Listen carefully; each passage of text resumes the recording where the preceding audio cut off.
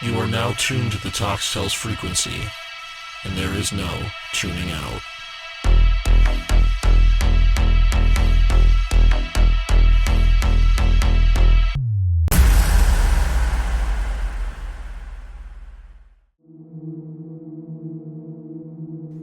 Hotel nightmares. To start off, I am an empath with a touch of a psychic to boot. I've seen and heard things all my life, so I've gotten pretty used to the fact that they're here.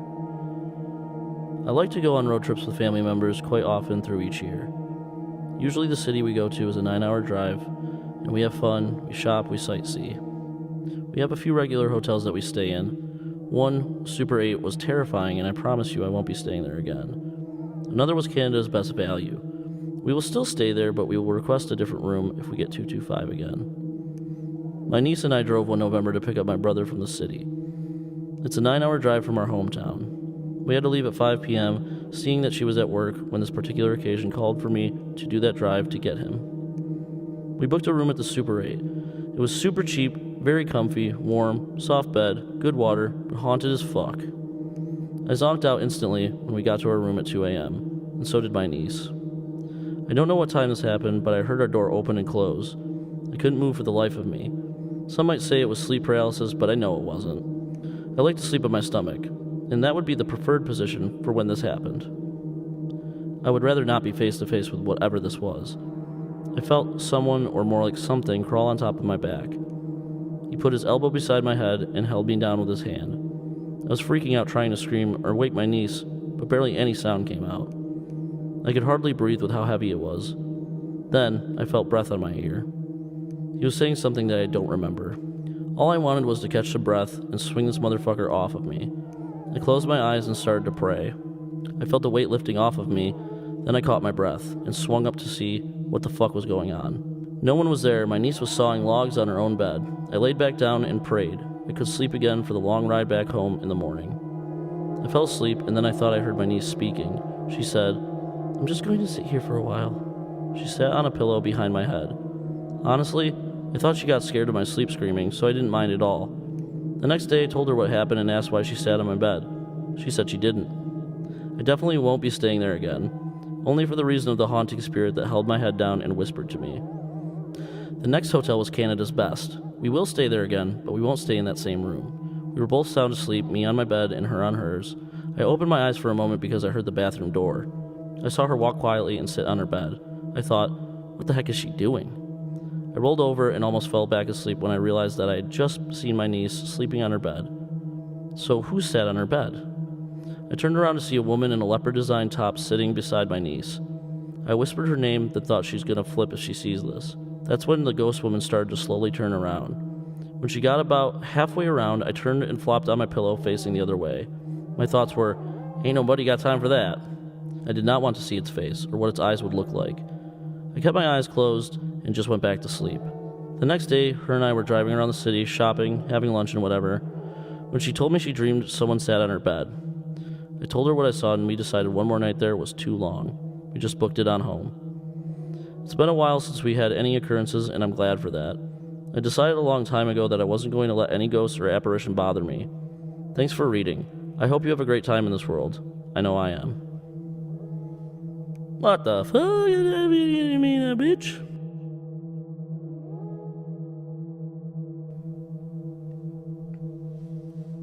Scary woman. Hi everyone.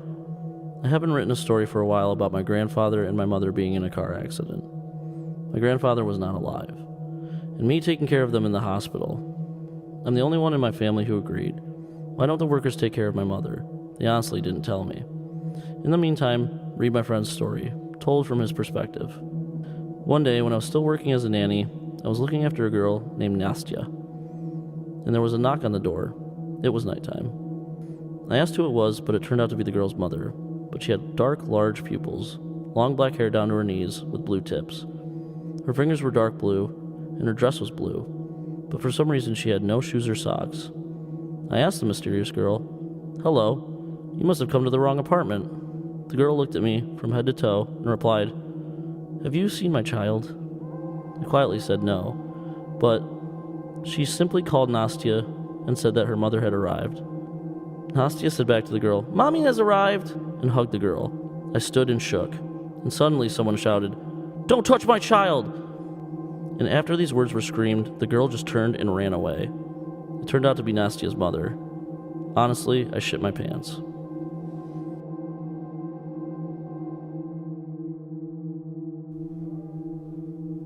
Attempted break-in?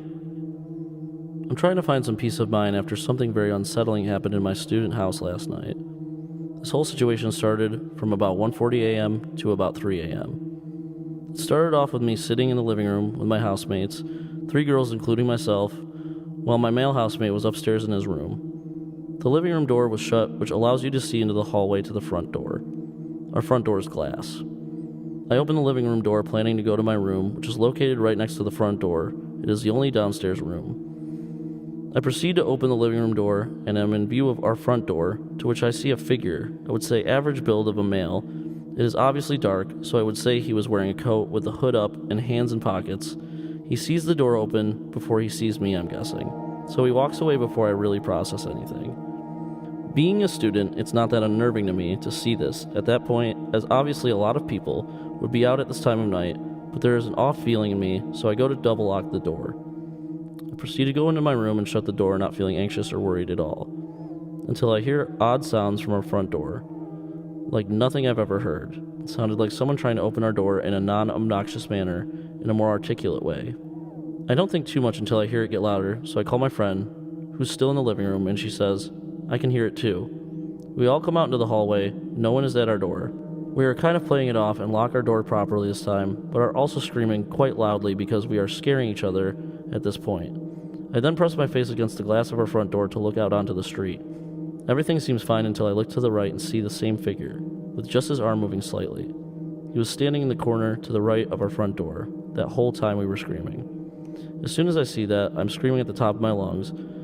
Now we all are going into my room and we're basically in shock and do not know how to react. We call our male housemate, he checks outside, he says he does see someone but then moves his focus onto the wrong person. We all kind of gather that maybe it's a drunk person and nothing else will happen, surely. Our male housemate goes back to bed and me and my 2 other girl housemates are sitting upstairs in her room. We talk for about 40 minutes and then hear a loud bang and smash. We get on the floor, all thinking that the man is literally in our house.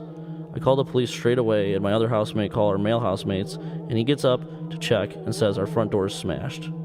We are all literally on the verge of a panic attack now and the police aren't really helping. There was no brick or weapon on our floor from the smash, so now we have to take into account that this man did this with his hand, which elevates this a lot more, as he knows people are in this house, especially girls. Because of our screaming, decided to leave and came back 40 minutes later to smash our door.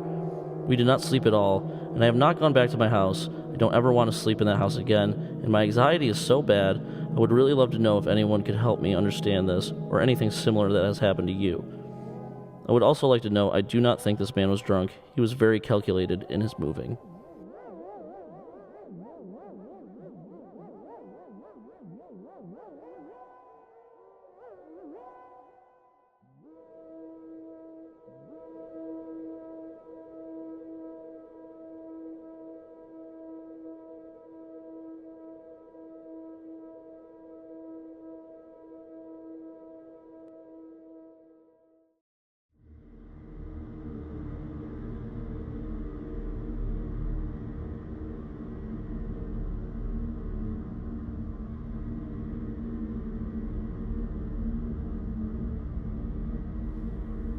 The Rocks. In 2014, 3 friends and I decided to spontaneously drive out to the Mojave Desert and camp out there. There is a pit stop out there called Ludlow, which consists of a gas station and a fast food place. By the time we got there, it was probably 9 p.m. and dark. We drove out on a dirt road outside of the gas station about a half mile away. We gathered firewood and dried sticks, dug a fire hole into the ground, and started a little campfire. All was going great. We had our soup by the fire warming up.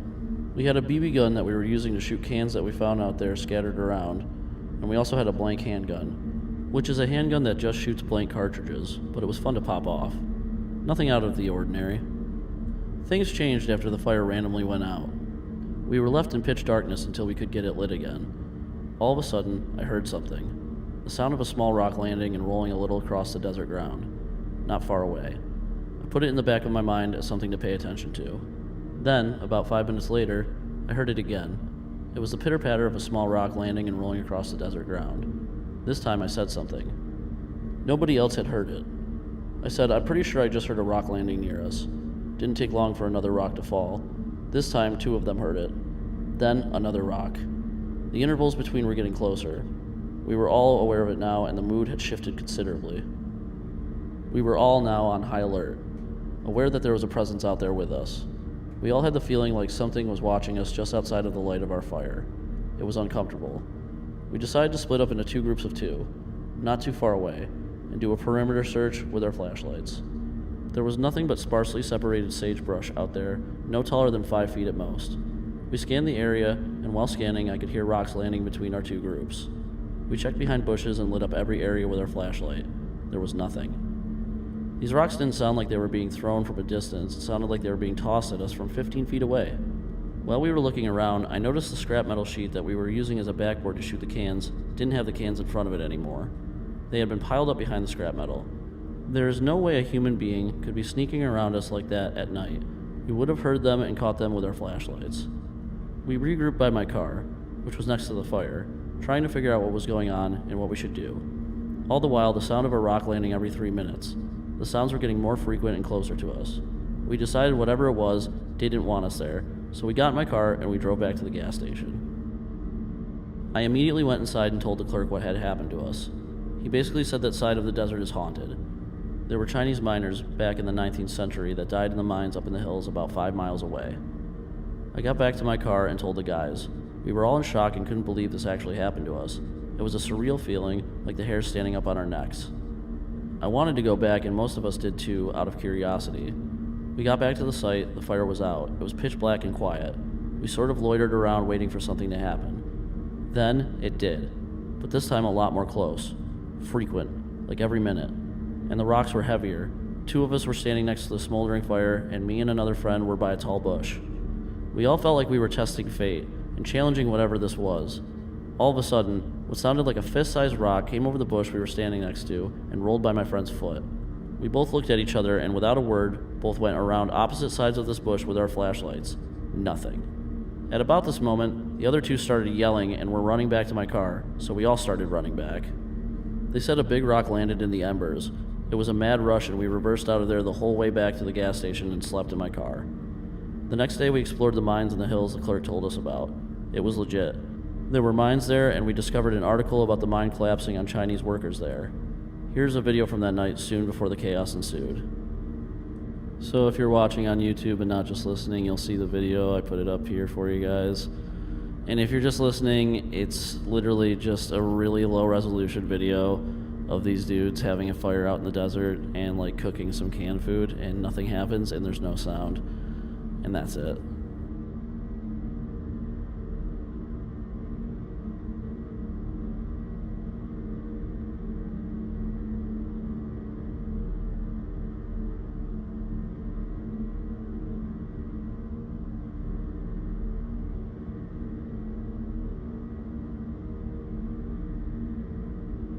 Heard someone whisper, "Save me," outside my bathroom at 12:33 a.m. It was 12:33 a.m. and I was in the bathroom. I suddenly heard something whisper from outside. At first, I thought it was just my imagination. I told myself it was nothing. But after a few moments, it whispered again, louder this time.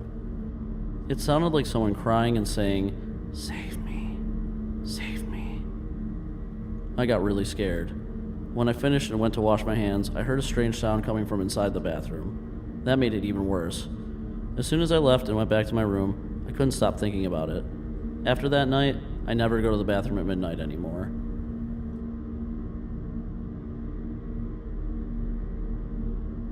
Someone tried my door handle every night at 2:17 a.m. I never used to be paranoid about locking my door.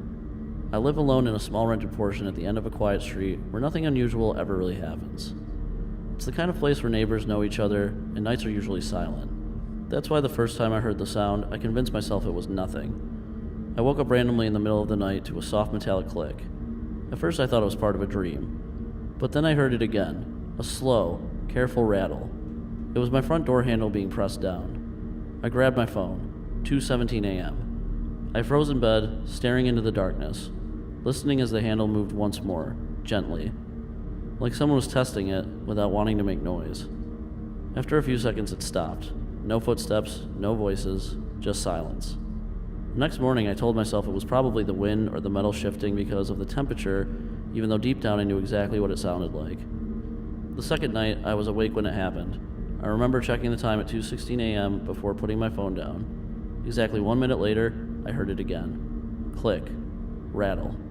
Slower this time. More deliberate. My heart started pounding so hard I could hear it in my ears.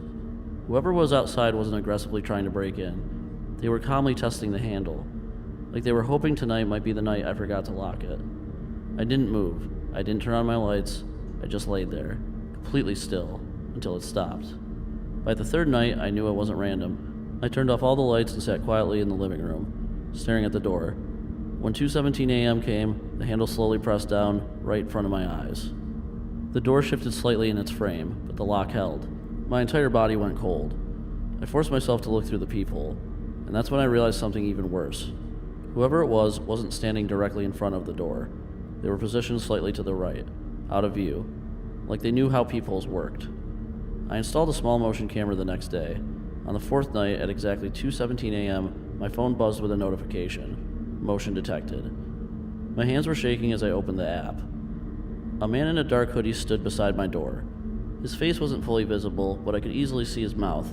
He was smiling. Not nervously, not angrily, calmly, like this was routine for him. He gently tried the handle twice, then leaned closer to the door for a moment before stepping back and walking out of frame. The police took it seriously after seeing the footage and increased patrols in the area. After that, it stopped. No more rattling. No more 2:17 a.m. visits.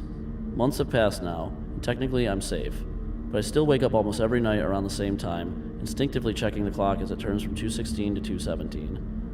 The door hasn't moved again, yet I can't shake the feeling that he wasn't in a hurry to get inside. It felt like he was patient, like he was waiting for one small mistake. And sometimes when I step outside in the evening, I catch myself scanning the street, half expecting to see a man in a hoodie standing at the corner, not looking at the houses, just looking at mine. Someone is knocking on my windows. Hello. This is my first time writing something like this, so feel free to ask for more info if I don't give enough. I am an 18-year-old female who recently moved back into an old bedroom at my dad's house. The neighborhood is relatively safe. No crimes or break-ins, just a good old southern area. Moving back has been hard, so it's making me rethink on this a lot, and I just need clarification. Wednesday, February 4th, 10:45-ish p.m. I'm in my room on the phone with my friend planning our sleepover. I'm in the middle of doing my lashes while she's kind of off-screen. All of a sudden, I hear a loud 3 knocks on my window. My heart dropped and I said her name. She asked what's up, and I asked if she knocked on something in her room, to which she says no. I get up and go to my dad's room, who was passed out, and told him to come look.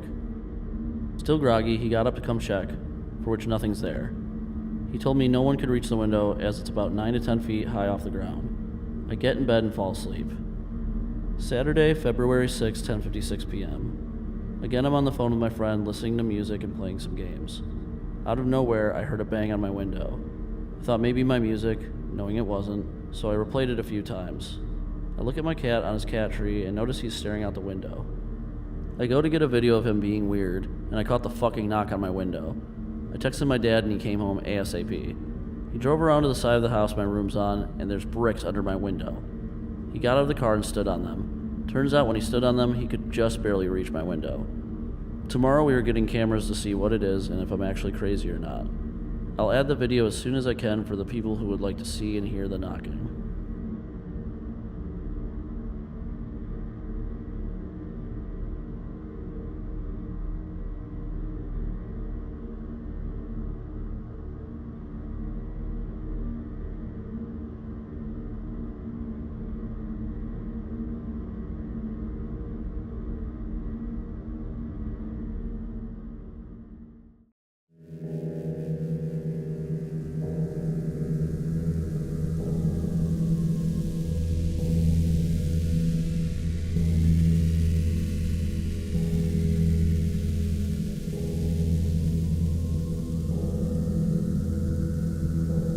Free trip to Maine.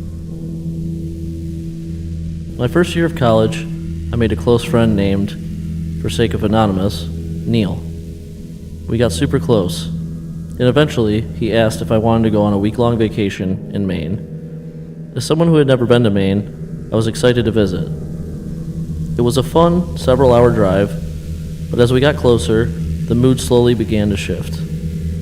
Cities became less frequent. Tall pine trees crowded the road and swallowed the sky. Though it was peaceful and relaxing at night, the silence felt too deep, like it was pressing in on you. While we were up there, we did edibles quite often at night, since there wasn't much to do. We'd hop in our canoes, drift across the dark water, try to fish, and just sit watching the lake breathe under the moonlight. You were supposed to carry lights at night, and more importantly, you were not allowed to be on the water after dark. So when we saw boats in the distance, we assumed they were patrol and lowered our heads, hiding low inside the canoes until they passed. One night, we decided to paddle out to a giant island in the middle of the lake. Knowing we weren't allowed to do this, we carefully and quietly docked our canoes inside the thick bushes along the shoreline and tossed our belongings into the boats. Neil put his flashlight inside his canoe, and I tucked mine underneath my shirt. As we docked, Neil said he thought he heard footsteps that weren't ours. I shrugged it off. He did too. A narrow trail cut into the woods, barely visible in the dark. We stepped slowly and carefully, trying not to snap twigs underneath our feet. Then almost instantly, the entire trail lit up. A search boat swept its lights through the trees, beams slicing between branches and freezing the woods in stark, white flashes. We stopped moving and quickly hid behind nearby trees, barely breathing. Then we heard it again. Footsteps. Not ours. Neither of us moved. We stared at each other as the sound repeated. Single, deliberate thuds shuffling through leaves and brush. Our hearts dropped and seemed to stop in our chests. If we moved, the boat might catch us.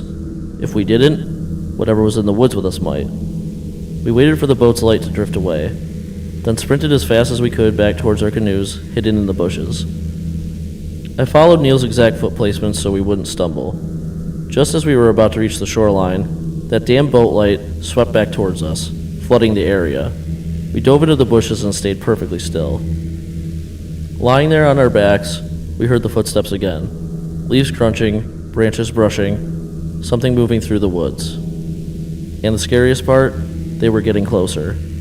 I gripped my metal flashlight like a baton, knowing whoever came around that tree and bush we were hiding behind was getting it. The footsteps became unmistakable, stopping at the only entrance from the trail. They grew louder, closer. At the same time, the boat approached again, its engine humming across the water, then suddenly growling to life and speeding away into the darkness. Relief washed over us for a split second. But now we were alone, with whatever else was near. The steps closed in until it felt like they were 5 feet away, just around the tree. We knew our only option was to run. There was no reason to confront this when we could escape with our canoes.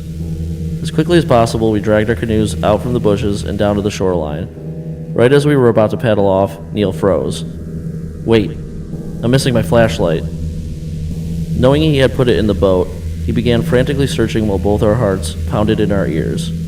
After what felt like forever, he looked up. The flashlight sat perfectly balanced on top of a rock, centered, upright, like someone had placed it there carefully.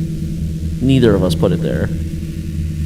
We grabbed it without saying a word, shoved the canoes into the water, and paddled hard across the open lake back towards home. To this day, we have no idea what the boat was searching for. But whatever it was looking for, it probably wasn't looking for us.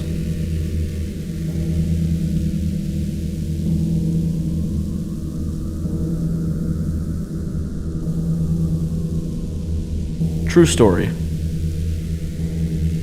Okay, so this story happened when I was around 6 years old. For context, we live in a block of flats, and at the time there was no elevator, so you need to take the stairs. So I was walking up the stairs as usual, when all of a sudden around the second floor, I lived on the third floor, I saw a man with a suit carrying a suitcase. I don't remember his face, but it was like he didn't even have one. At least that's what I remember. Like I said, it happened a long time ago. And he started chasing me. He was not really sprinting, more so he was jogging or just walking very fast. I was sprinting to my apartment as fast as I could, leaving the man behind. I don't know where the man went as I went home. It could be just a coincidence, but it really looked like he was chasing me. I'm now a lot older, but I still remember that day. I'm still scared of the stairs because of this event.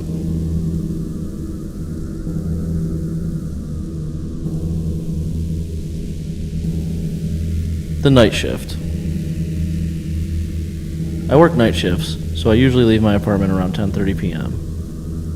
Last night, as I locked my door, I heard my phone vibrate in my pocket. It was a notification from my home Wi-Fi app. New device connected. I stopped in the hallway and opened it. The device name was just a string of random numbers. I refreshed the list. It was still there, connected to my network, from inside my apartment. I slowly unlocked the door and stepped back in. The Wi-Fi light on my router was blinking rapidly, and the bathroom light was on. I always turn it off before I leave.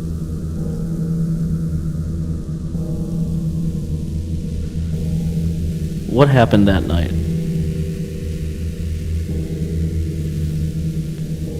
There was a time I heard someone or something in my sister's room in the middle of the night, but I still can't explain it.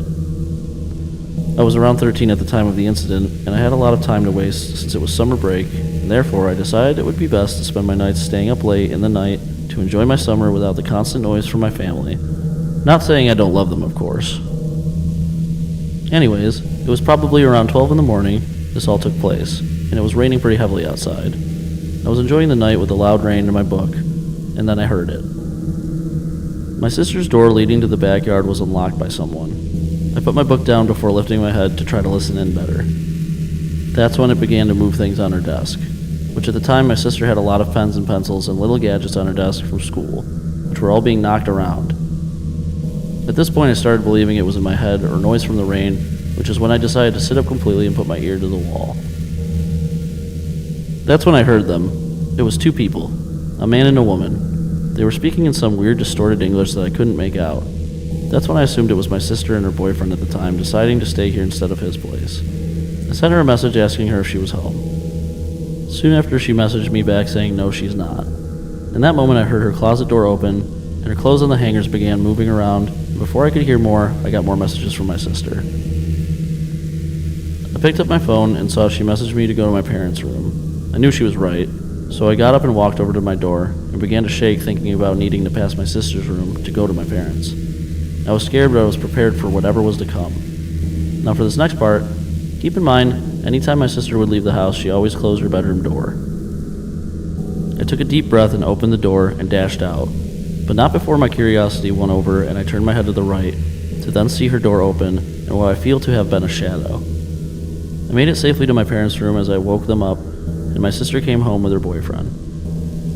They checked the back and they noticed the fence had a broken piece with a brick on either side, almost as a stepping stool for something or someone to get over it. They came back into the room as my parents were scolding me, blaming this happening for not praying to God. I wasn't religious at the time, but I sure as heck am now. My sister told my parents that nothing looked out of place and the door wasn't unlocked, nor the windows. I don't know, maybe my sister's room was just haunted. There was always something happening in there. What I do know is my heart and my unease still remains the same as that day anytime I mention the story. Even now as I write this, my heart feels heavy and my throat feels swollen shut, but I just needed to get this out. Thank you for listening to my real story. And please, if you know what it is that I heard, let me know.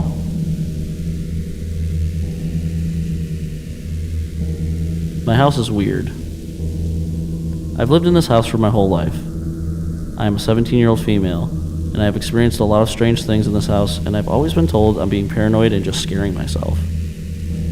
The first time I heard something, I was 12. I had been sitting downstairs watching TV with my dogs. I was home alone, and it was the middle of the day, so I wasn't scared or paranoid. As I was watching TV, I heard a noise from upstairs. I paused it and realized it was footsteps.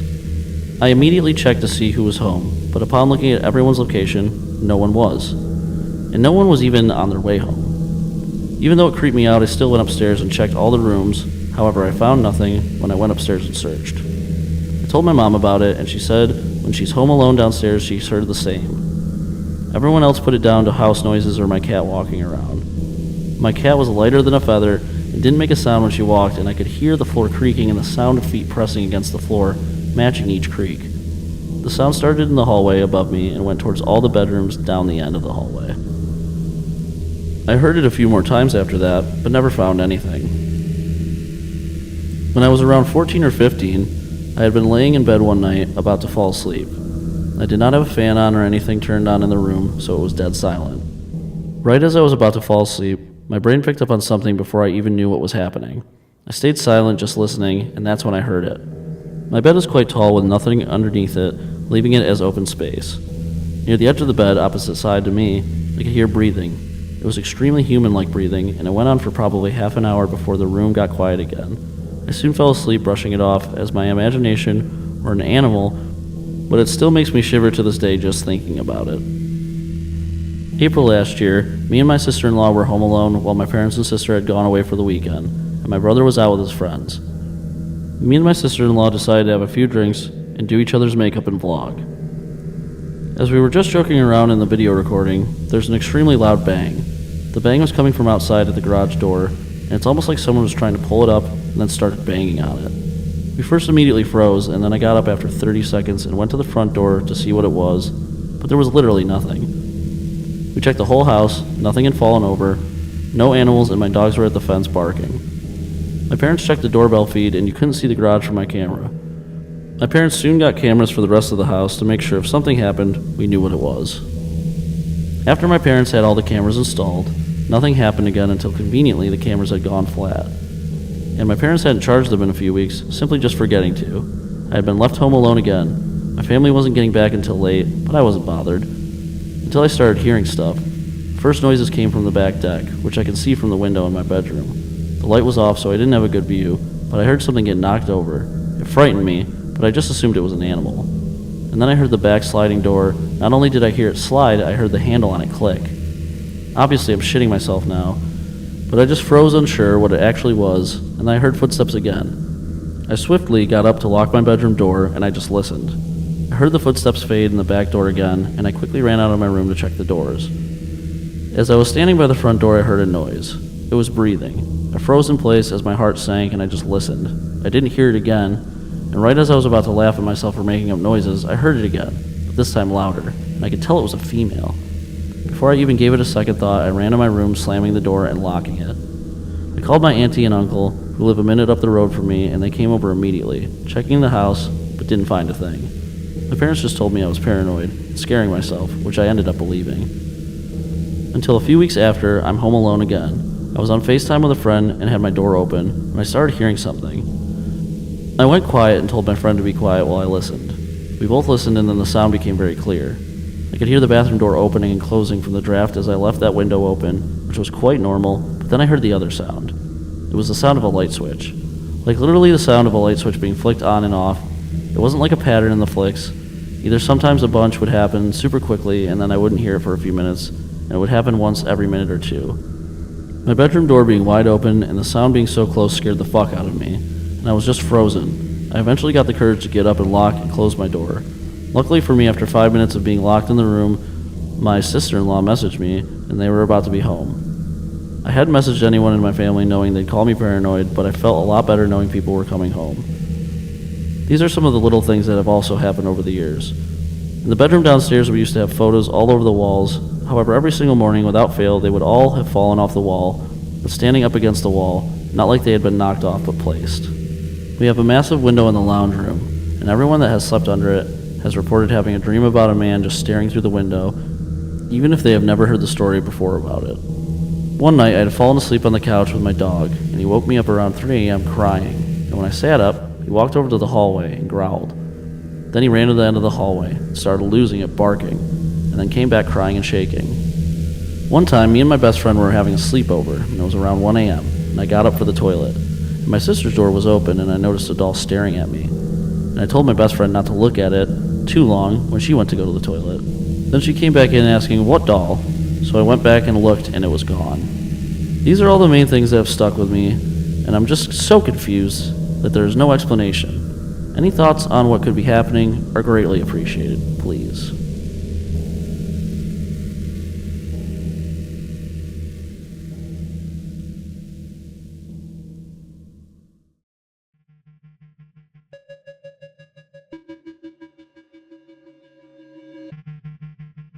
Skinwalkers are a known cryptid from the Navajo culture that are malevolent, shape-shifting witches capable of transforming into animals. They are feared sorcerers who use dark magic to cause harm, sickness, and death.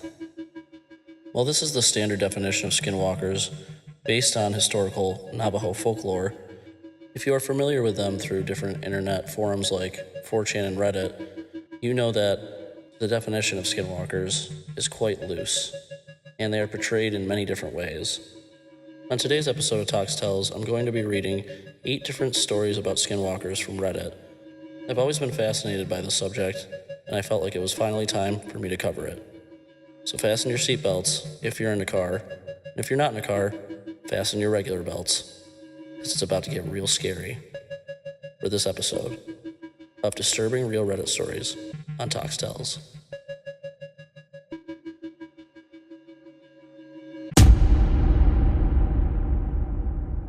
My friend has a skinwalker in his woods, so I never thought I'd have my fears of supernatural things come true, but it happened nonetheless. I have a friend. You will be referred to as D, and I will be C. My friend, D, lives in a place where there are no neighbors, and he said there are skinwalkers haunting the woods surrounding his house. Even his mom and his whole family believes it. The first day we were there, we were training outside for the first day I was there. That night we were outside around 10 p.m., taking the trash out. We were talking and stuff when I heard something snap followed by something falling. It was fall, and I heard the leaves as it fell. When I looked up at the hill I heard it at, around 10 feet away from me and D, was a creature. A pale white and skinny creature getting up from the leaves and dislocating its own shoulder blades. I was petrified. It stared at me for 5 solid seconds before I used all the cardio training I've been doing and sprinted to the house. D just stared at it. The following day, we found a booby trap that was set to trap an animal, and it was broken. The trap was 2 feet away from where I saw it. The second night, it was late, and we were both in D's room. We heard a screech, a non-animal, non-human screech, that sent shivers down my spine. He had seen this thing before, and said, "Do not be afraid, it feeds on fear." I had to try to stay calm. On the third and final day, in the afternoon, we were out exploring, and going to where he had claimed there was a weird portal area that is connected to the skinwalker. Once we had arrived, it was blocked off by trees. We were weirded out and looked at each other. Everything went silent. The trees, the wind, the cats outside, even the leaves falling. And I saw it in the distance. We had both been creeped out, and I just stared back. Me and him still talk about what we saw when I was there. Me and him love that. I'm gonna get a ghillie suit when I can visit again, and I'll be in those woods looking for it. Skinwalker encounters. To add some backstory, I live in an extremely rural area. My town population is just over 200. There isn't anything out here but mountains and desert. I also am a firm believer in things like the paranormal, skinwalkers, Bigfoot, etc. We have lived in the same house in this town for 10 years. I can go into depth about how creepy the house is, but I want to first talk about my skinwalker encounters. I have a few stories that I want to share, each in their own paragraph, so it's easier to understand that they are different stories. They're not in chronological order because I don't remember exactly when each happened. All of them were really creepy, and I try not to think about them. The first time I ever witnessed creepy things outside was when I was young, maybe 8 or 9. My siblings and I would play survival-type games at the gravel pits near our house. We never stayed so far past these pits because of odd feelings like things were watching us. We always had each other, so we never worried too deeply about it. One particular time, we went to where there was a teepee down in the bottom of this pit. It was in the back section where we never went because it seemed creepier. Keep in mind, someone had to have cut down a couple small trees, brought the logs to the pits, and made this teepee. There weren't any trees to just chop up and set up like this. We all agreed it was strange and decided against being near the teepee. The next time we went to go play, there was a dead crow or raven, I can't remember which, in front of the teepee. It was sliced perfectly down the middle, gutted without a trace of blood near the body, and laid wingspan out in front of the entrance of the teepee. This time we didn't stay, we all went home and didn't talk about the encounter. I can't remember how long it took us to return to the pits, maybe a week. But when we returned, with our mom to show her the creepy teepee, it was gone. Not a single log left. The longer I've lived here, the more I learn about these things that live here. When it's quiet outside, don't go outside. That's when creepy shit happens. I was once stargazing in our driveway. I like to lay in the bed of our truck in the summer and watch the stars. We live near a few dairy farms and feedlots. They move cows every night at a certain time. On this particular night, it was around 9 to 10, so the cows started getting loud and I could hear the guys making whooping sounds to get the cows moving to the next pen. I heard a specific cow that sounded almost wounded, but also human. It creeped me out, but I continued to lay and watch the stars. The longer I laid there, the louder the cow got. It got to the point where I couldn't hear anything but that terrible human-like wounded cow noise. After my heart started racing and my hair began to stand up, I immediately went inside the house. My family likes to go camping. We go at least once a summer, usually in the same area. We have huge mountains that have all sorts of four-wheeler trails, a reservoir, animals, and all sorts of plants. One summer we stayed in a new area. I had brought my dog Toad with me this time. We had finished setting up, so it was time for us to gather up some sticks and brush to start a fire with. I had a head start and took Toad up the road to start looking for some bigger sticks. When we made it to the corner and I could no longer hear or see my group, something compelled me to go into the woods. Toad and I stopped. I felt and heard something out there beyond eyesight drawing me towards it. All the hair on my body stood up. I took a step closer and Toad yanked the leash back towards the group. It pulled me back to reality and I quickly realized how insane going into the thick woods was. Toad and I jogged back to the group who had started walking towards us. I didn't tell anyone about the encounter until we came home a couple days later.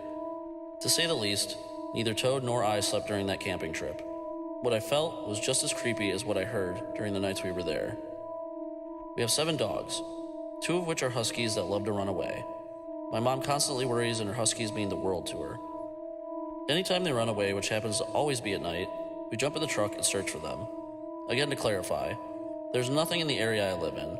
If you went down a cow road a couple miles and screamed as loud as humanly possible, nobody would hear you. If you disappeared, nobody would find you. Anyways, one night, our male husky decided to chase a rabbit out of his fence collar. It was snowy and so foggy you couldn't hear another person talk to you from 5 feet away. Because of the snow, we could see his tracks.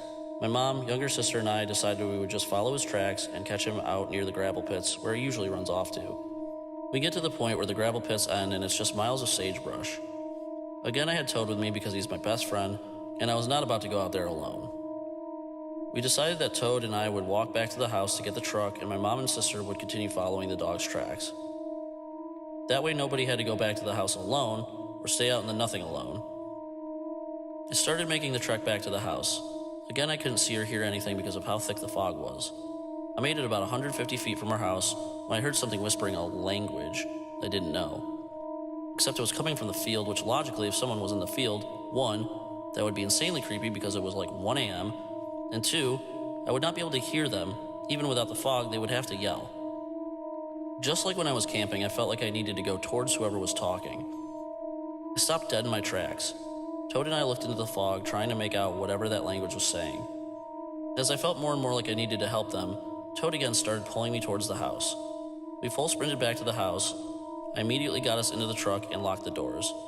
I sat for a while staring and trying to rationalize what just happened. After a couple minutes, I remembered that my mom and sister were still out there. I turned the truck on and slowly started to drive down the road towards them, looking out for a sign of the damn dog so I could go back to the safety of the house. I cried the entire time we continued to look. I obviously stayed on the road and followed the single light that they had. I could barely make out the light, let alone hear them talking further, proving that whoever was calling to me was inhuman and wanted to lure me away from safety. We ended up going home without the dog because it was freezing out and they had walked miles away from home without catching him. He did end up coming home later the next day. To be honest, if I hadn't had Toad with me, I don't know if I would have gotten so lucky. I fully believe that missing 411 cases are tied with skinwalkers or some type of extraterrestrial being. I'm forever grateful that I skimmed past them and not encountered them. Toad and I have a strong bond, and I now realize how important it was that we did. Without him, I would have went into the woods or into the field, not realizing how crazy it was. I currently feel uncomfortable and have tears in my eyes just remembering and telling the stories. I also have ghost stories if anyone wants to hear them, but I probably won't write them out unless requested. They aren't as interesting to me personally, and I deal with odd things like the paranormal because of my house having something in it. This is my first post literally ever, so I hope it was decent and not too rough of a read. It was your first post? Really? No way, dude. I could not tell. I couldn't tell by the just complete and utter lack of whole words in some sentences that actually needed to be there for the sentence to make sense. So I actually have to literally because you like that word literally, apparently. I had to literally fill in the blanks and rewrite your sentences for you. So it wasn't horrible, but yeah, this is my advice to you, and it's a simple one. It's really not hard. Proofread them once, just one time.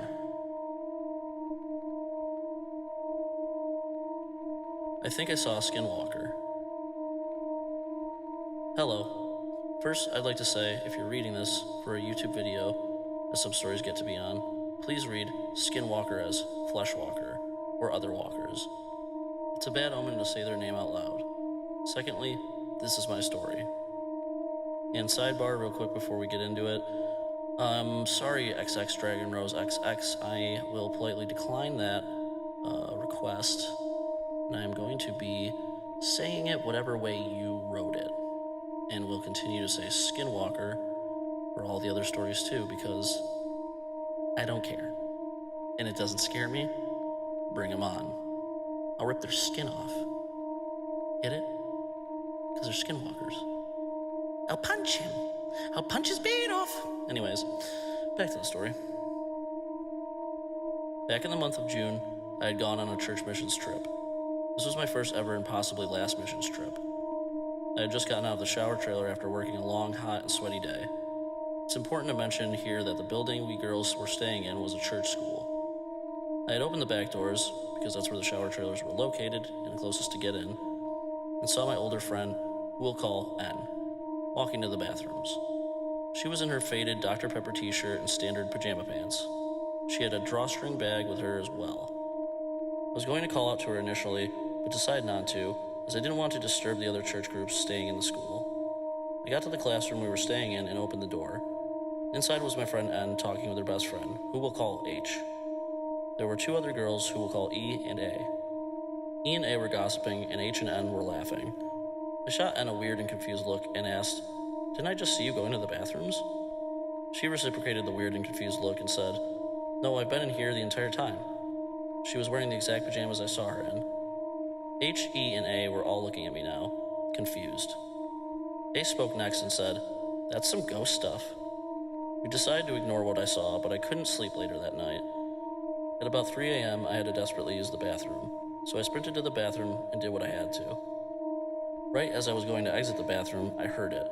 Creepy and weird raspy breathing. I stayed in the bathroom for about 30 minutes and didn't leave until I had safely called my mom. The moment I stepped out of the bathroom, the breathing was gone. And no, the breathing noise was not inside the bathroom. I didn't have a single experience like that again the rest of the week we were staying. I had a weird experience. So this happened a while back in the early 2010s, and this was on my street on an island in the Cook Islands. So it happened a few days after an elderly man died from our village, and we had just buried him the day before. He had no more living relations and his house was abandoned. Me and my friends, cousins and brothers, went to go check this house out. It was extremely old and traditional, like the thatched leaf ones. We didn't get anything there, but that night at our house, we saw an elderly man walking into the dead person's house and walk out. We walked outside and saw him, and he started talking to himself. All of a sudden, he turned to us, and we saw his face. It looked exactly like the man who died. To this day, it haunts us. What really happened? Could this have been a skinwalker? I used to live in an RV with my mom and my brother a couple years back. It was parked in my grandma's driveway on her land, which was pretty rural, with dry open areas and trees, but still relatively close to other people down the road. On weekdays, my mom had to go to work, and since it was the summer, I didn't have to go to school. This left me and my brother home alone. He would walk over to my grandma's trailer while I stayed in the RV most days. One day I was in there by myself, just on my phone, when I heard my brother knock on the door and call my name. I got this bad feeling in my stomach, so I ignored him with the thought that since the door was unlocked, if he really needed me, he could just come in. All the blinds were closed, so I had no way to see him, and he had no phone, so he couldn't contact me. Nothing happened after that. He didn't even try to ask again or try to open the door, and I never heard footsteps walking away. So I got scared and just decided to ignore everything until my mom got home. When she did and my brother came back to the RV, I asked him what he needed, and he was confused and said he had never came over. The whole ordeal scared me pretty bad since I had no proof and didn't want to scare him. I never brought it up to them. I was even more terrified when about a month after, When I came to visit my mom, she wouldn't let us outside alone after a doppelganger of my cousin had been seen outside. I can't know for sure if this was something paranormal or just my brother forgetting he even did something, but this scared me a lot. I saw an identical copy of myself in the woods when I was 12. Exactly as the title says, I saw an identical copy of myself when I was 12. I was living in Pennsylvania, getting ready to move to North Carolina. I was living in a townhouse at the time, but one on the corner where there was this huge neighborhood, playground, and basketball court. Right behind the playground there was this field. It wasn't like huge, but it was decently sized, and then there were woods behind it. I went out into the field one last time before we had left the house for good.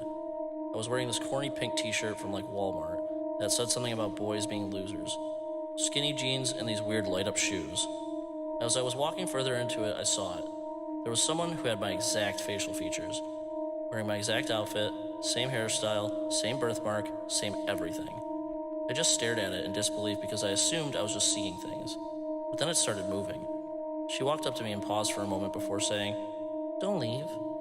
I stopped there frozen for a while, and then she started shaking her head no, before just turning around and walking away. I haven't seen anything like it since, and anytime I tell someone about it, they immediately assume I'm lying. I wasn't tired when this happened. I obviously wasn't high or drunk, I just saw it. It wasn't like a brief reflection I could have seen in a body of water. We were standing around trees and dirt. It creeps me out to think about it, and I still don't know what it could mean. I've thought that maybe it's connected to these two kids in my neighborhood who always told me they could see and talk to ghosts. And when I asked them to prove it, they started listing my dead family members. I would have been 7 at the time, and they were 8 and 10. Neither of them knew my last name. The parents didn't know my name to begin with. I would just see them at the park, and that happened. They told me how they died, and I later confirmed with family members that they were in fact the ways that they died. I don't know how these two instances could be connected, but I feel like they somehow are. Not my mother. So this story happened about 11 years ago.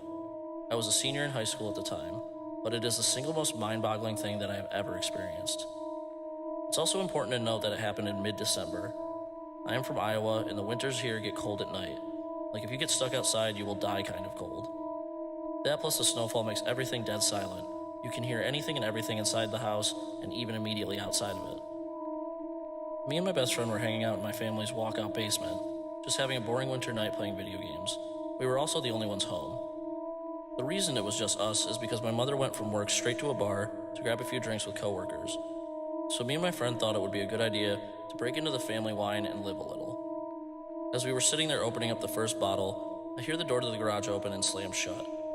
I immediately go, "Oh shit," and start looking for places to hide the bottle. My friend then says, "I thought you said your mom was supposed to be out all night." "She was," I replied. I then heard a few heavy stomps and heard my mother yell out, "Meows and boo! Anyone home?" I yell back up the stairs, "Yup, just hanging out in the basement." I hear a few more steps move from the garage door towards the stairs and she yells out again, "Can you come help me with something? I need you up here." I reply back while frantically trying to find a good place to hide the wine bottle, "Yup, give me just a minute." Then there was a silence for about 20 seconds. "Anyone down there with you?" She yelled back in a more concerned, serious tone, in a voice that was slightly off of my mother's. That was the first thing that told me something wasn't right. Our family never cared if anyone was over, as our house was a very open house to all family and friends. And the voice, it was just wrong. Like it sounded like my mother's, but it was missing something that I couldn't put my finger on. Weirded out, I replied back, "Just Colton." After I yelled that back to her, I found a good place to hide the bottle and began walking up the steps to the next level. Now, as I was walking up the steps, I couldn't help but feel the overbearing silence of the house and the slight electric twinge that something isn't right. When I got to the top of the steps, I look over to where the door to the garage is and also the kitchen, right next to it. And it's black, pitch black. All of the lights were off and there was no moonlight shining through any windows. I walked over to the kitchen yelling out, "Mom, where are you?" There was no reply, just silence and darkness. I feel the electric twinge turn into full needles, and my adrenaline kicking in full force. I have to get out of here as fast as possible. My mother was not home. I run back down the stairs, grabbing my coat along the way. "What's wrong?" Colton says. "My mom's not home," I reply as fast as I can, looking for my truck keys. "What do you mean? We were just talking with her." I could see the confusion in his face. "There's no one home. We need to leave now." I took a few steps towards the back door that opens up to the yard, and then I see my dog shaking on the couch, and my cat growling behind it. I couldn't leave them. I just knew that if we left, something would happen. Are we leaving? Colton said, still confused as all hell. No, I can't leave them here alone. Something is really off. I'm going to call my mom and figure this out. I pull out my phone and call my mom. She picks up immediately. Meowsaboo! What's going on? She answers. Mom, were you just home? I heard you yelling for me from the second level, and when I went up, you weren't there. I said frantically, hoping that she was just playing a joke. No, I'm just leaving the bar. I wasn't feeling very well. Are you okay? What do you mean you heard me? I fill her in on the whole story and she rushes home. Colton and I stayed in the basement with the animals until she got home. But before she did, you could hear something upstairs. Not walking or sitting on things, but a pressure in the air. Like a black hole was slowly moving from one room to the next, and the word that I would instinctively describe it as is hungry. When she got home, you could feel the thing leave just as quick as it came. Like an overbearing predatory presence had just flown away. We still have never figured out what the hell was going on. And this is just one story of many unexplainable things that have happened to us. But this is the easiest to write down, and one that I was happy to have a witness for. My mother has passed away now, and I have moved away to Arizona. Whenever I go back to Iowa and I see Colton, he still gets creeped out by what had happened. I will never truly know what happened, but I know that whatever it was that had my mother's voice, it was evil, and it was hungry.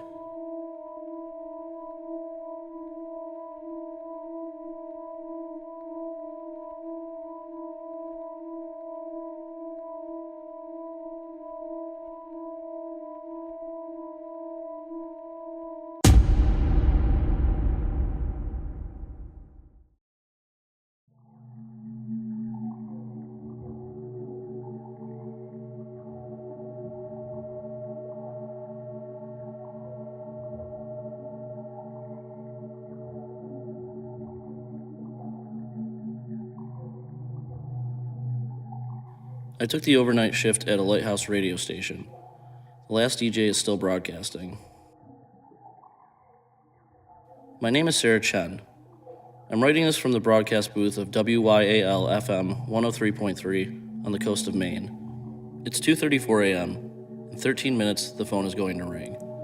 I know because it's rung at exactly 2:47 a.m. every night for the past 12 nights. Tonight, I'm going to answer it differently. Tonight, I think I'm going upstairs. The posting. I found the job on an industry board 3 weeks ago. Experienced overnight personality needed for coastal station. Must be comfortable working alone. Must be comfortable with silence. I've been out of work for 3 months after my Boston station got swallowed by a media conglomerate. 3 months behind on rent, living off protein bars and pride. So when a station manager named Richard Voss called me back within the hour, I didn't ask why the station didn't appear on any FCC registry, or why I couldn't find it on a single broadcast map. His voice sounded like it had been filtered through a century of wood smoke. You ever work overnight before? 7 years total, college and commercial. This is different. We broadcast from a lighthouse. The nearest town is 8 miles inland. High tide floods the causeway at 11:15 p.m. Once you're in until 5:45 a.m. I'm comfortable with that. Yeah? A pause so long, I thought the call had dropped. That's what the last girl said too. He hired me on the spot, $1,750 a week, for a station that technically doesn't exist. I should have asked about the last girl. Night 1. The lighthouse sits on a rocky finger of land connected to shore by a strip of asphalt that disappears under 6 inches of black water twice a day. I arrived at 10:15 p.m. No other cars. The beacon was dark. The tower stood against the Atlantic like a rotted tooth, white paint peeling off in long strips that looked like skin. The keys were in a rusted mailbox with a typed note. Studio is second floor. Equipment is simple. Play music, read weather, take calls if they come. They won't. Do not go to the transmitter room. Door is locked. You don't need access. Do not broadcast after 3 a.m. Dead air is acceptable. Static is acceptable. Just stop talking at 3. RB. I climbed the spiral staircase, metal steps, each one ringing like a bell in a throat. The studio was a time capsule of bulky monitors, sliding faders, and smelled like ozone. A microphone that looked like a silver pill, and a rotary phone with a cord thick as a garden hose. On the desk, a coffee mug with Alina faded on the side. A pair of headphones with marks scratched into the plastic band. Things left behind by people who stopped needing them. At the back of the room, An industrial metal door, padlocked. Transmitter room, authorized personnel only. At 10:55, I heard the ocean swallow the causeway. The sound was enormous and final, like a tomb being sealed. At 11 p.m., I went live. Good evening, Night Owls. You're listening to WYAL-FM 103.3. I'm Sarah Chen, and I'll be keeping you company until dawn. I played the first song, took off my headphones to dig through my bag for coffee. That's when I heard it. A voice. Not through the speakers, from above me. From behind the locked metal door. A man, warm and unhurried. Good evening, Night Owls. You're listening to WYAL-FM 103.3. I'm Vince Hollow, and I'll be keeping you company until dawn. My exact words, my exact pacing, my exact inflection, and a voice made of velvet and old electricity, coming from a room that was padlocked shut. The voice. I stood at the base of the staircase leading up to the transmitter room. The air was colder here. It smelled like brine and copper. Old, exhausted electricity. The voice continued overhead. Phone lines are open tonight. You've got stories, I've got time. Let's talk. Then music. Not my playlist. Johnny Cash, Hurt. But the recording quality was wrong. Too clean. Like it had been remastered yesterday. I climbed 3 steps. Pressed my ear to the metal door. The music was clear. The voice was clear. And underneath both, breathing. Slow. Patient. The breathing of something that had been waiting for a very, very long time. I knocked. Hello? Is someone up there? The music stopped. Silence. I counted 17 seconds. Then the voice came back softer now, almost intimate. Sarah? That you? My blood stopped moving. Who is this? How do you know my name? I've always been here. How could I not know your name? You're the one on the microphone. I ran downstairs, called 911. The dispatcher said she'd send someone at first light. The causeway was flooded, and the Coast Guard doesn't respond to strange noises. I called Voss. Voicemail. I spent the rest of the night locked in the studio with my back against the wall, staring at the ceiling, listening to a dead man broadcast a show to no one. I should have quit. But as the sun rose, I realized something that scared me more than the voice, the sound of the real world. The gulls, the wind, the engine. All sounded thin. Shallow. Hollow. I found myself craving the depths of that voice upstairs. At 2:47 a.m., the rotary phone had rung. The call. The number wasn't published. Voss said no one would call, but the phone had screamed. That old mechanical shriek that vibrates your teeth. She says she's a part of it now. Part of the signal. I drove out there. The room is padlocked. I pressed my ear against it. A wet, hitching breath. I could hear her reading the weather. The line went dead. Above me, 3 heavy knocks vibrated the light fixtures. Sarah? The voice was gentle, almost kind. Would you like to come up? I'd love to meet you in person. I didn't go up. I sat in the booth until dawn holding Alina's mug, running my thumb over the faded letters of her name. The lessons. I should have quit, but I went back. Not for the money. Something else. Something I didn't want to admit.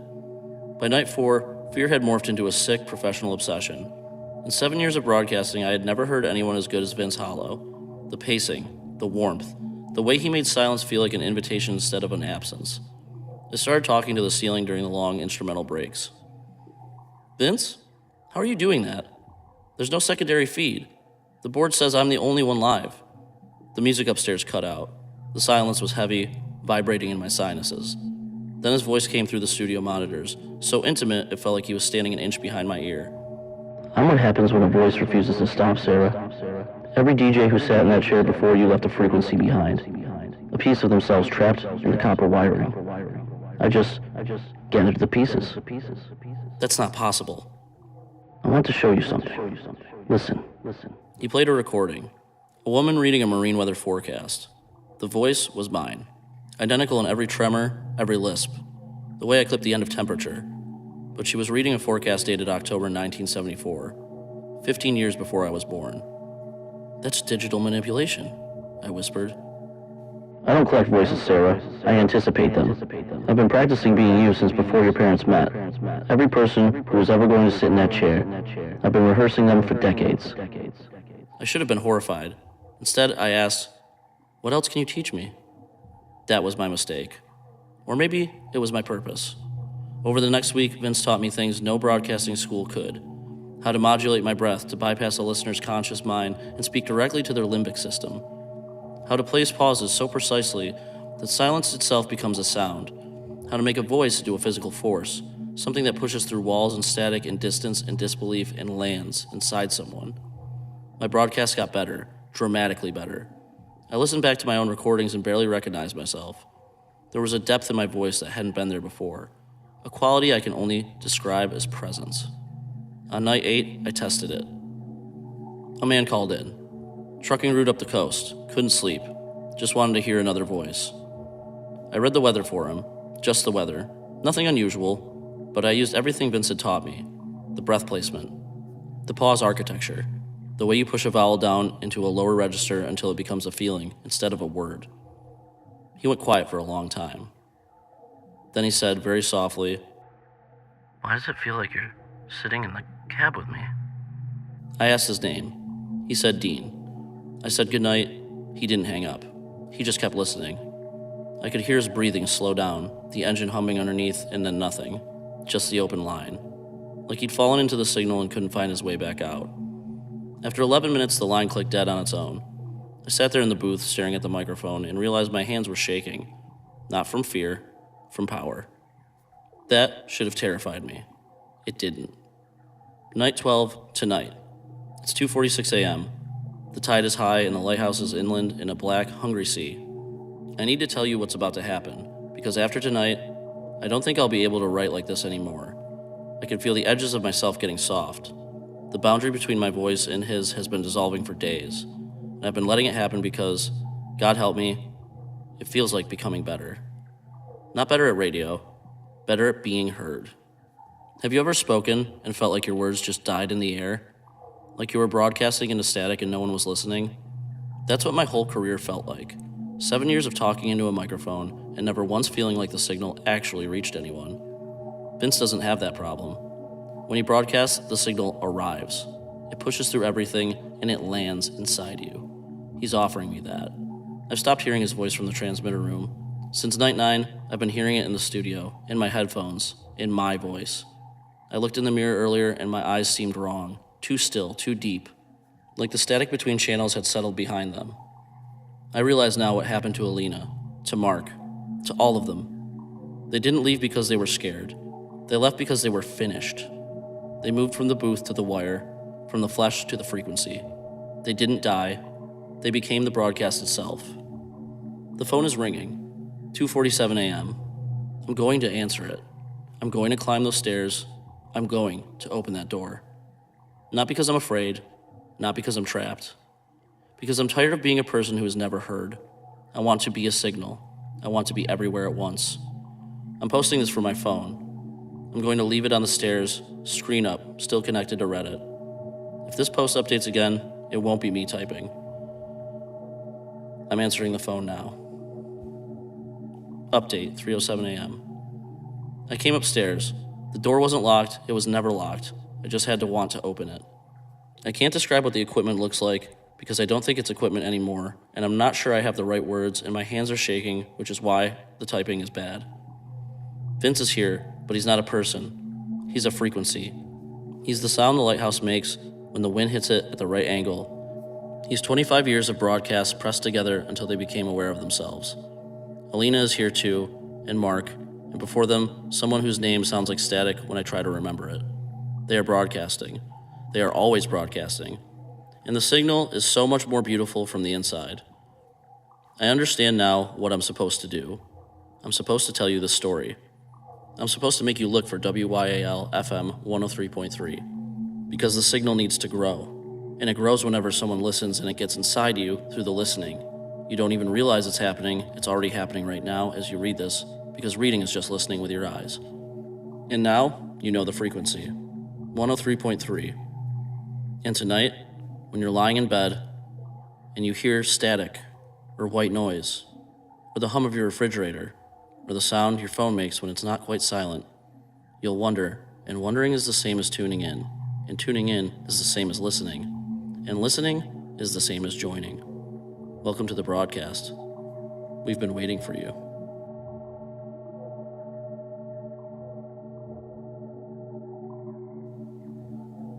thought I lived alone. For 3 months, my roommate paid rent and never came home. It seemed like the best house share I'd ever had. Finding someone in the city is always a risk. Desperate ads and 10-minute meetings with strangers trying to decide if you can trust them in your home. After my last arrangement ended with my roommate trying to install a home podcast studio in the middle of the living room at 3 a.m., all I wanted was something uncomplicated. Someone who pays their rent on time and basically stays out of my way. Leo seemed perfect for that. He was a geological consultant and worked overseas constantly. According to the ad, he was sometimes gone for months at a time. He just needed a home address, somewhere to store home belongings, and a place to crash a few times a year for maybe a week or so every few months. What he was willing to pay in rent seemed like a lot, considering he'd barely be here. But he explained that ease was more important than price, and he liked my apartment location. We met once in a coffee shop. He was normal, polite, clean-cut, firm handshake. By the time we finished our coffee, he had transferred 3 months' rent plus a security deposit. He was off to South America the next morning and said he wouldn't be back for 3 months. He moved his stuff in that afternoon when I was out, so I never saw him. It seemed like the perfect scenario. A roommate who existed mostly on paper. For 2 months, it was. The apartment was silent and calm. I felt like I had the place to myself, only cheaper. Then, little things started happening. The first time was subtle enough, I almost convinced myself I'd imagined it. A framed photo of my sister and I, which I usually kept on a table near the front door, was on the living room bookshelf. I stood there for a long minute trying to remember putting it there. I couldn't recall ever touching it. I was busy, tired, stressed with work, and so it seemed like the obvious explanation that I'd done it, subconsciously and forgotten. I put it back and tried not to think about it. A week later, my favorite coffee mug went missing. It wasn't in the cupboards, the sink, or the dishwasher. After about 10 minutes, I found it in the bathroom sink. I tried to remember bringing coffee into the bathroom, drinking it while I brushed my teeth, but no memory came. I again told myself I was being too stressed, too forgetful. But the apartment began to feel different after that. The quiet that had previously been calming was now watchful. The building creaked and settled at night the same way it always had, but each sound seemed more intentional. Then the food started to disappear. Not in large quantities, nothing obvious. A single apple from the bowl, a missing slice of cheese from a new package. The kind of thing you doubt yourself over. I started paying more attention to the fridge contents. The next day, the pull tab on a can of soda was on the counter. I hadn't opened it. It was at that point the true dread began to sink in. Leo's door at the end of the hall remained shut. He had now been gone for almost 3 months. We'd only corresponded via email twice, once for the rent confirmation and once because I asked him how the project was going. Indefinite. Project extended. Hope all is well. One evening when I came home, I noticed a smell. Faint, but definitely there. Earthy, metallic, slightly damp. It was wrong. The smell seemed to come from Leo's room. I sniffed close to his door. Was something forgotten inside? Spilled when he left? But it didn't smell like any specific thing I could think of. That night I woke up to a soft scraping sound from the hall. I sat bolt upright, straining to hear. I watched the crack of light under my door, expecting a shadow to pass. No shadow came. I eventually decided it was just the old building shifting. The next morning I found the footprint. It was on the kitchen tile just a few feet from Leo's door. A muddy imprint from the front of a boot, with dark soil clinging to it. My blood went cold. The smell, the food, the mug, the footprint. Someone had been inside my apartment. I considered calling the police, but what would I say? A moved mug? Some dirt on the floor? I knew what the response would be. For the next week I jumped at every sound. I put a chair against my bedroom door at night. I couldn't tell which thought was more frightening, that I wasn't alone in the apartment or that I was actually losing my mind. But then last Tuesday night, I came home and noticed Leo's door was ajar. It hadn't been opened in months. I just stood at the entrance, paralyzed. Leo? No answer. Leo, are you home? Nothing. My hands were trembling as I made my way down the hallway. I pushed the door open further and felt for the light switch. The room was completely empty. There was no bed, no dresser, no boxes or possessions. Nothing. It was as if no one had ever lived in the room at all. The only thing I could see in the room was a Polaroid photograph taped at eye level on the opposite wall. I walked across and peeled it from the wall. It was me, sleeping, in my own bed, taken from the foot of the mattress. My face looked ghostly and blank from the flash. The chair was visible, jammed against the handle of my bedroom door, in the background of the photograph. It was dated on the back from the night before. My stomach clenched and I stumbled backward, my heel catching on something that was on the floor behind the door. A canvas duffel bag. Inside, tangled and muddy, with thorns clinging to them, were my clothes. And photos, dozens of them, of me cooking, sitting on the couch, watching TV, standing by the sink. In the side pocket of the duffel bag, a small plastic bag contained chunks of my hair and nail clippings. I ran. I left my apartment without any of my belongings, calling the police from the nearest gas station 2 miles away. When the police searched the apartment, they found nothing. Leo's room was empty and clean of all evidence. There was no duffel bag, no photographs, and no scent of him lingering in the room. The landlord stated that Leo had paid his rent and didn't seem to know anything about him. Leo's cell number was disconnected, the only record of his presence being a driver's license linked to a P.O. box. I moved cities 2 days ago. I can't say where I am. I have 3 locks on my front door, and each night I wake up with a distinct feeling that someone is standing at my doorway, watching. I thought I had found the perfect roommate. Someone who was never there. The truth is, he was always there.